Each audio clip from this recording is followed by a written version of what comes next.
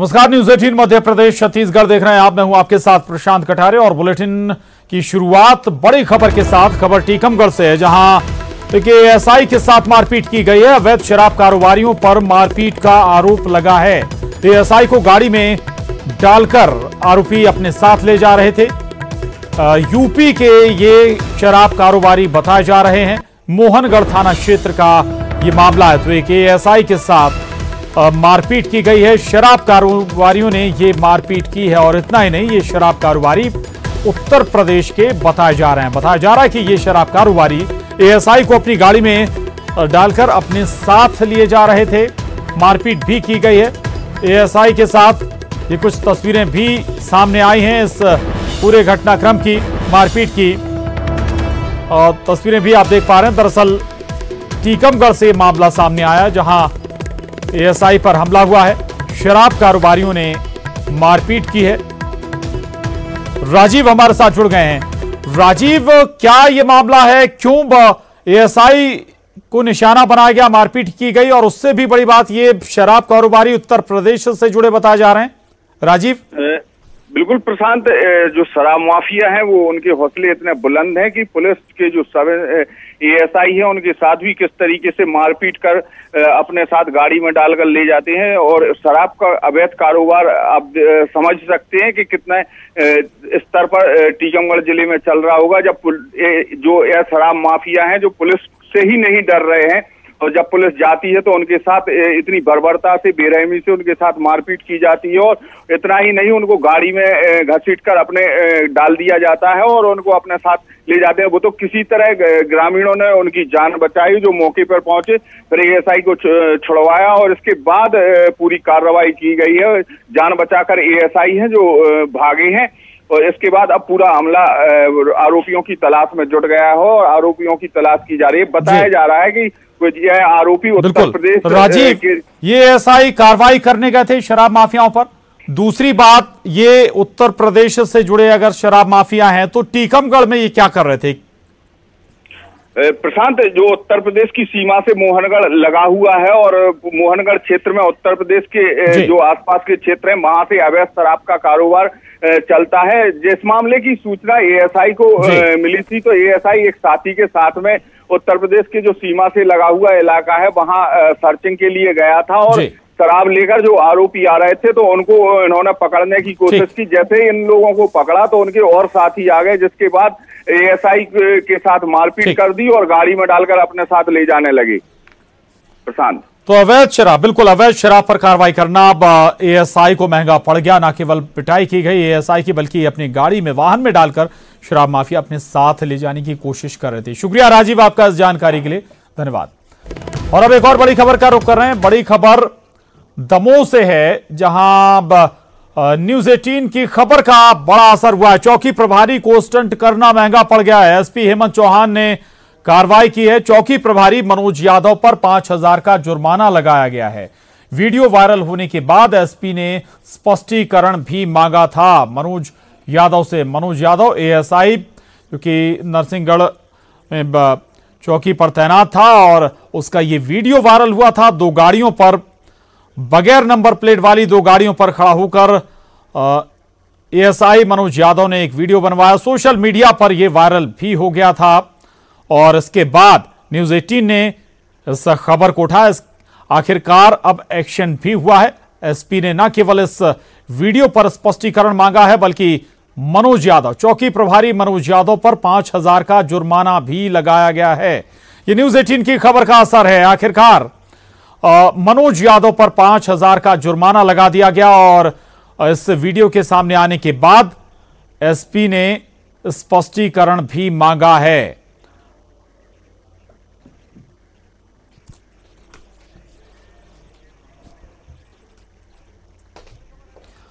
और बड़ी खबर है रेल टिकट की, जहां रेलवे टिकट की बुकिंग शुरू हो गई है। आईआरसीटीसी की वेबसाइट पर टिकटों की बुकिंग शुरू हो गई है। गृह मंत्रालय ने एसओपी भी जारी कर दिया है।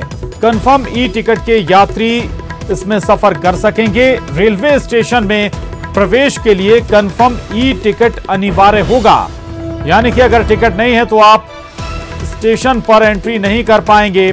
कोरोना के लक्षण नहीं होने पर ही यात्रा की अनुमति दी जाएगी। कोरोना का किसी भी तरह का लक्षण नहीं होना चाहिए। अगर आप यात्रा करने जा रहे हैं तो कल से ट्रेनें शुरू होने जा रही हैं। साथ ही सभी यात्रियों की अनिवार्य मेडिकल स्क्रीनिंग होगी, सभी का स्वास्थ्य चेकअप होगा, हेल्थ स्क्रीनिंग होगी और सभी यात्रियों के लिए फेस मास्क पहनना अनिवार्य होगा। हर हाल में आपको फेस मास्क पहनना ही होगा। इसके अलावा सोशल डिस्टेंसिंग और स्वच्छता प्रोटोकॉल का भी पालन आवश्यक होगा, जरूरी होगा। इतना ही नहीं, स्टेशन और कोच में एंट्री और एग्जिट पॉइंट पर हैंड सैनिटाइजर लोगों को दिया जाएगा, जिसका लोगों को इस्तेमाल करना है। तो गाइडलाइन भी जारी कर दी गई है, सूची जारी कर दिया गया है। जो यात्री इन ट्रेनों से सफर करने वाले हैं, 6 बजे से दरअसल टिकटों की बुकिंग शुरू भी हो गई है। 15 ट्रेनें चलाई जा रही हैं नई दिल्ली से। अलग अलग राज्यों के लिए जो यात्री जाना चाहते हैं, आना चाहते हैं, उनके लिए ये ट्रेनें शुरू हो रही हैं। और उससे पहले गृह मंत्रालय ने एसओपी जारी कर दिया है। उसके हिसाब से कंफर्म ई टिकट के यात्री ही सफर कर सकेंगे और ऐसे यात्रियों को ही स्टेशन में एंट्री दी जाएगी जिनका टिकट कंफर्म होगा। और अगर किसी भी तरह का कोई कोरोना लक्षण नजर आता है तो फिर आपको यात्रा करने की अनुमति नहीं होगी। और जो भी यात्री यात्रा करने के लिए पहुंचेंगे उनका मेडिकल टेस्ट जरूर होगा, अनिवार्य है medical test, proper medical screening होगी और सभी यात्रियों के लिए फेस मास्क भी पहनना होगा। ये गाइडलाइन है, इन्हें फॉलो करना ही होगा। इसके अलावा सोशल डिस्टेंसिंग और स्वच्छता प्रोटोकॉल का भी पालन जरूरी होगा। स्टेशन और कोच में एंट्री और एग्जिट पॉइंट पर हैंड सैनिटाइजर दिया जाएगा। आपको यह भी बता दें, कुल 15 ट्रेनों का संचालन कल से शुरू होने जा रहा है और इनमें से कुछ ट्रेनें मध्य प्रदेश की राजधानी भोपाल से भी गुजरेंगी। करीब 4 ट्रेनें मध्य प्रदेश की राजधानी भोपाल से गुजरेंगी और ऐसा अनुमान लगाया जा रहा है कि ये ट्रेनें भोपाल स्टेशन पर रुकेंगी भी, चूंकि इन ट्रेनों के कुछ स्टॉपेज भी दिए जा रहे हैं। और एक ट्रेन मध्य प्रदेश के रतलाम शहर से भी गुजरेगी। वो ट्रेन जो मुंबई का रुख करेगी वो रतलाम कोटा होते हुए मुंबई जाएगी, जबकि कुछ दक्षिण की तरफ जाने वाली ट्रेनें राजधानी भोपाल से होकर गुजरेंगी। और हो सकता है कि राजधानी भोपाल इन ट्रेनों का स्टॉपेज जरूर रहे। तो ये बहुत महत्वपूर्ण है। कल से करीब 15 ट्रेनें शुरू होने जा रही हैं। हालांकि तिथि अलग अलग है, डेट अलग अलग है। और शरद श्रीवास्तव हमारे साथ जुड़ रहे हैं भोपाल से इस वक्त। शरद, भोपाल से भी कुछ ट्रेनें गुजरेंगी जो दक्षिण की तरफ ट्रेनें जाती हैं, उनमें से कितनी ट्रेनें हैं जो भोपाल में जिनका स्टॉपेज है या फिर नहीं है, क्या और डिटेल? देखिए प्रशांत, अभी तक अधिकृत तौर पर क्या टाइमिंग रहेगी स्टॉपेज की, इसको लेकर कोई जानकारी नहीं आई है। लेकिन हाँ, ये जरूर है कि जो 15 ट्रेनें शुरू की जा रही हैं वो अप और डाउन दोनों तरफ से होंगी, यानी कि 30 जो ट्रेनें हैं वो चलेंगी। तो इन ट्रेनों में से 4 ऐसी ट्रेनें हैं जिनके बारे में ये कहा जा रहा है कि वो भोपाल और रतलाम, एक ट्रेन रतलाम से होकर जाएगी और बाकी की जो ट्रेनें हैं वो भोपाल से होकर जाएंगी और उनका स्टॉपेज भोपाल में भी रहेगा। तो जो अभी जानकारी है उसके मुताबिक तो भोपाल में 4 ट्रेनों के स्टॉपेज होने हैं। और लेकिन ये स्टॉपेज कब कब होंगे, ये संभवतः जब टिकट बुकिंग शुरू हो जाएगी स्पेशल ट्रेनों की, तो फिर जो टाइम टेबल है वो स्पष्ट होगा। कुछ दिशा निर्देश जारी किए गए हैं रेलवे की ओर से। उसके तहत केवल IRCTC का जो कंफर्म टिकट होगा, केवल उन्हीं यात्रियों को ट्रेन में चढ़ने की या कहें कि स्टेशन में एंट्री करने की अनुमति केवल उन्हीं यात्रियों को दी जाएगी जिनके पास IRCTC का जो कंफर्म टिकट है वो उपलब्ध रहेगा। इसके अलावा एक और जो महत्वपूर्ण जानकारी है वो ये कि जो भी यात्री ट्रेन से सफ़र करना चाहते हैं उन्हें करीब 90 मिनट पहले स्टेशन पहुंचना होगा और 90 मिनट पहले स्टेशन पहुंचने के बाद उनकी मेडिकल जांच और स्क्रीनिंग की जाएगी। अगर किसी व्यक्ति में किसी तरीके का कोई लक्षण कोरोना से संबंधित दिखाई देगा तो फिर उस व्यक्ति को यात्रा करने की इजाज़त नहीं दी जाएगी। 2-3 और बातें जो स्पष्ट की गई हैं और जो जानकारी हमें रेलवे की ओर से मिली है उसके तहत जो गाड़ियां चल रही हैं वो सभी प्रीमियम ट्रेनें हैं, यानी कि राजधानी श्रेणी की गाड़ियां हैं जो बतौर स्पेशल चलेंगी। इनमें यात्रियों को अपना पानी, अपना कंबल और अपना ही चादर लेकर आना होगा, ऐसी जानकारी अभी तक मिली है। और साथ ही साथ में एक और सवाल ये खड़ा होता है कि जब यात्री ट्रेन से आएंगे या जाएंगे तो फिर उनके लिए पास की व्यवस्था क्या रहेगी। क्या वो किसी शहर में उतरते हैं, मान लीजिए कोई यात्री दिल्ली से यात्रा करने के लिए ट्रेन में चढ़ा और वो भोपाल में उतरा, तो फिर वो भोपाल स्टेशन से अपने घर तक कैसे जाएगा। तो इसके बारे में एक जानकारी ये दी गई है कि जो IRCTC का ऑनलाइन कंफर्म टिकट का पास होगा उसको अधिकृत पास के तौर पर शहर में मान्यता दी जाएगी। वो व्यक्ति अपने वाहन से या फिर जो गाड़ियों को ओला टैक्सी को अनुमति दी गई है 3 लोगों के साथ में ड्राइवर को मिला के, यानी कि अगर किसी ओला टैक्सी को बुक किया जाता है और उसमें ड्राइवर मौजूद है तो फिर 2 लोग और बैठ सकते हैं। तो इस तरीके की परमिशन के साथ में अनुमति दी गई है, व्यवस्थाएं की जा रही हैं। यात्री जब आएंगे तो उनकी एक एक करके स्क्रीनिंग होगी। स्क्रीनिंग के बाद सोशल डिस्टेंसिंग के तहत उनको स्टेशन पर बैठना होगा। केवल उन्हीं यात्रियों को बिल्कुल ये बिल्कुल महत्वपूर्ण है। आप बता भी रहे हैं कि 90 मिनट यानी कि करीब करीब 1.5 घंटे पहले पहुंचना होगा, वो सारी प्रक्रिया पूरी करनी होगी, मेडिकल स्क्रीनिंग होगी, कुछ और जो भी फॉर्मेलिटीज होंगी वो जरूर पूरी करनी होगी, उसके बाद ही लोग यात्रा कर पाएंगे। रहिएगा शरद, पूजा भी हमारे साथ बनी हुई भोपाल से। पूजा, अब इस वक्त क्या स्थिति है? 6 बजे वेबसाइट दोबारा शुरू होने वाली थी, टिकट बुकिंग शुरू होने वाली थी। जब 4 बजे लोगों ने वेबसाइट ओपन की तो वेबसाइट क्रैश हो गई। हालांकि एक ये जरूर कहा गया रेलवे की तरफ से कि डेटा अपलोड हो रहा है, इसलिए ये वेबसाइट वर्क नहीं कर रही है बजाय क्रैश होने के। अभी क्या स्थिति है पूजा?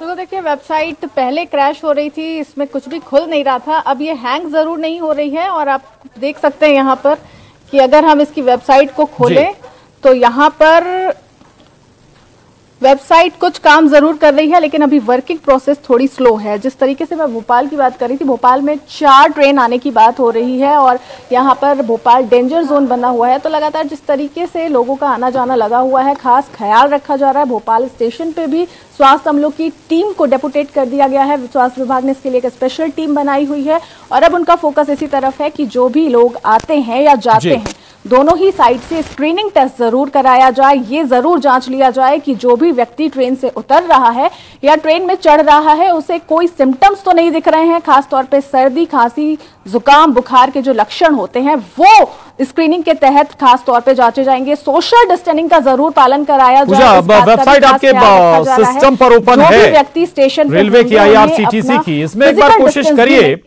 दिल्ली से क्या भोपाल के लिए बुकिंग शो हो रही है क्या पूजा?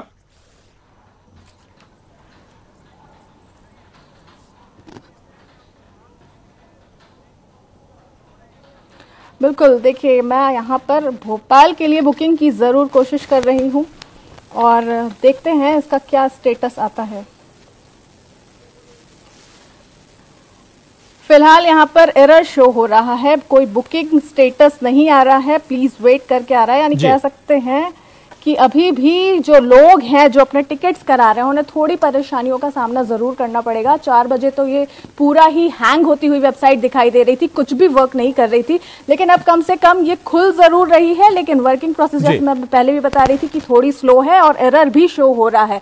तो यकीनन अभी 6 बजे बज चुके हैं, 6:15 लगभग समय हो रहा है और जिस तरीके से बुकिंग प्रोसेस है वो एक तरह से कह सकते हैं वेबसाइट पे लोड जरूर पड़ा होगा, क्योंकि बड़ी संख्या में लोग एक साथ जुट चुके होंगे। तो इस वजह से यहाँ पर अभी फिलहाल प्रोसेसिंग थोड़ी स्लो है, लेकिन हाँ ये जरूर है कि लोगों को जो फंसे हुए लोग हैं जरूर इस पर लोड होगा और शायद प्रोसेस स्लो है, लेकिन कुछ वक्त बाद हो सकता है कि तस्वीर साफ हो जाए कि भोपाल में ट्रेनें रुकेंगी या नहीं। 4 ट्रेनें दरअसल भोपाल से गुजरने वाली हैं और जो एक मुंबई की तरफ ट्रेन जाएगी वो रतलाम कोटा होते हुए आगे जाएगी। शुक्रिया पूजा, आपका धन्यवाद। और शरद हमारे साथ बने हुए थे। शरद रहिएगा, आगे भी आपसे बात करेंगे।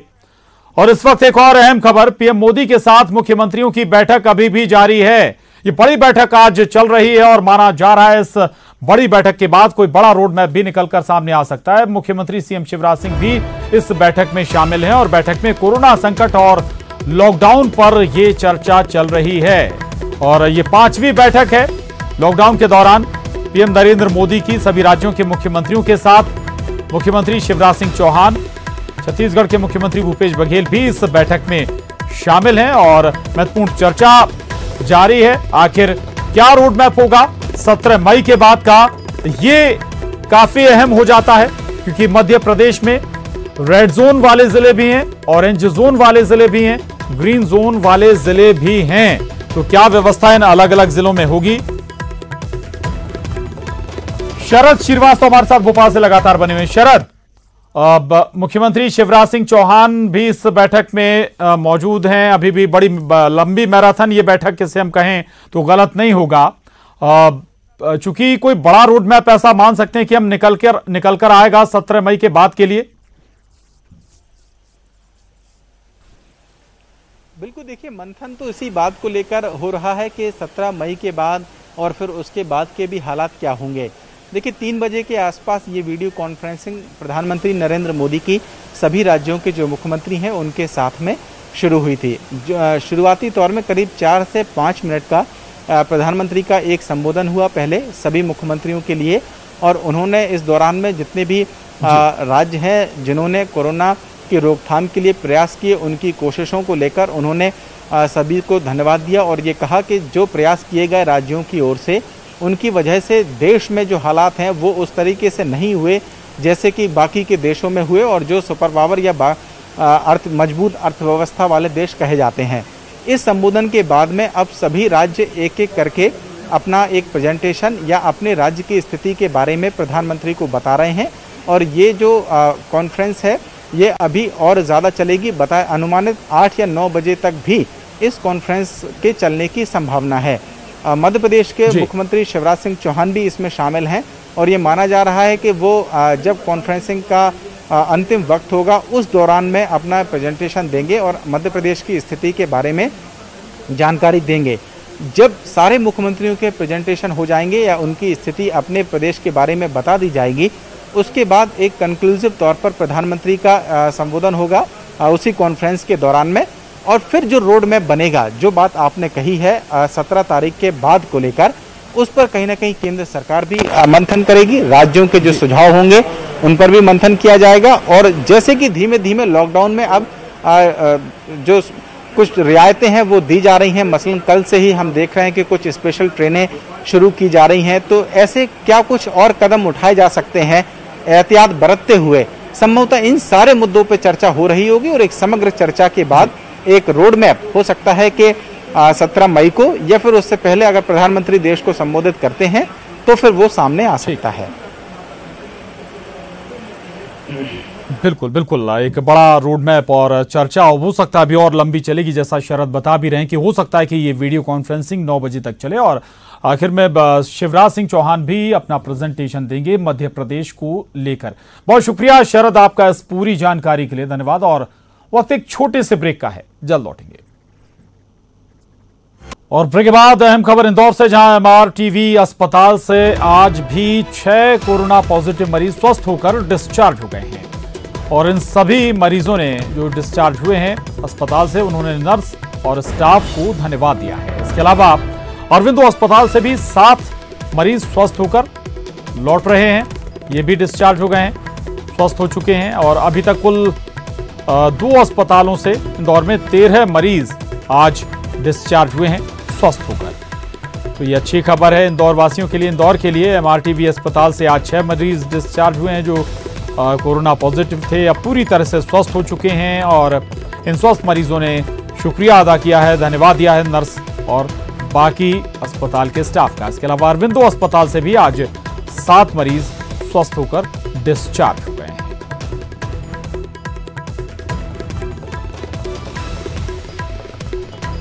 तो आपको एक बार फिर बता दें, दरअसल इंदौर से लगातार कोरोना संक्रमित मामले तो सामने आ ही रहे हैं, लेकिन अच्छी बात यह भी है कि लगातार अब लोग स्वस्थ होकर घरों को भी लौट रहे हैं और जो रिकवरिंग रेट है या बेहतर स्वस्थ होने वाला जो रेट है वो भी बेहतर है। इंदौर में आज फिर 13 लोग जो कोरोना संक्रमित थे स्वस्थ हो चुके हैं और डिस्चार्ज होकर अपने घर को लौटे हैं। 2 अलग अलग अस्पतालों से ये डिस्चार्ज हुए हैं। MRTV अस्पताल से कुल 6 मरीज रिलीव हुए हैं, डिस्चार्ज हुए हैं और इसके अलावा अरविंदो अस्पताल से कुल 7 मरीज डिस्चार्ज हुए हैं स्वस्थ होकर। हालांकि इंदौर का आंकड़ा लगातार बढ़ता हुआ। और इसके साथ ही बुलेटिन में बस इतना ही। खबरों का सिलसिला न्यूज़ 18 मध्य प्रदेश छत्तीसगढ़ पर लगातार जारी है।